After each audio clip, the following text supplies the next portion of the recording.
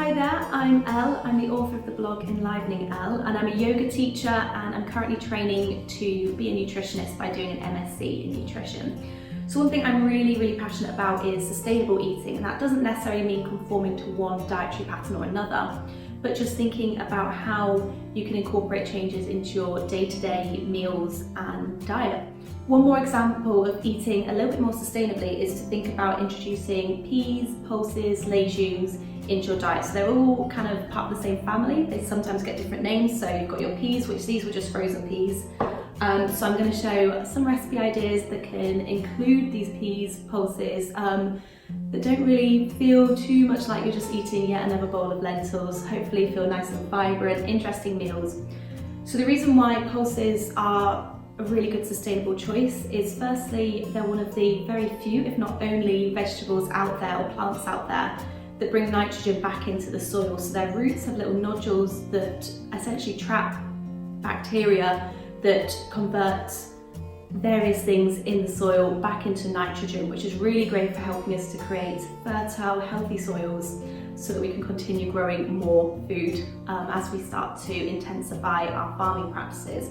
So even if you're not eating the beans or the pulses, just growing them is going to help your soil. Hopefully we're eating them as well. And peas are your kind of classic British example. I think a lot of the time people don't think of peas as being a pulse, but they are. They're related to beans, runner beans, French beans.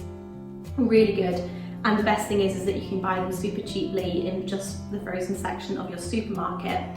So I know a lot of people are a little bit worried about having frozen or tinned foods because we're often sold that fresh is best, but actually if you get frozen foods, they've been flash frozen a lot of the time as soon as they've been picked, which means they retain the nutrients that might otherwise be lost.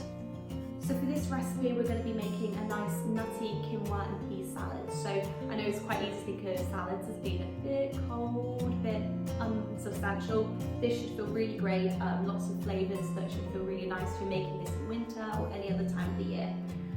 So my main base of my salad is going to be quinoa today. Quinoa originally comes from South America, but it can now be grown in the UK. It's one of the few plant foods that is a complete protein, which means it contains all the essential amino acids.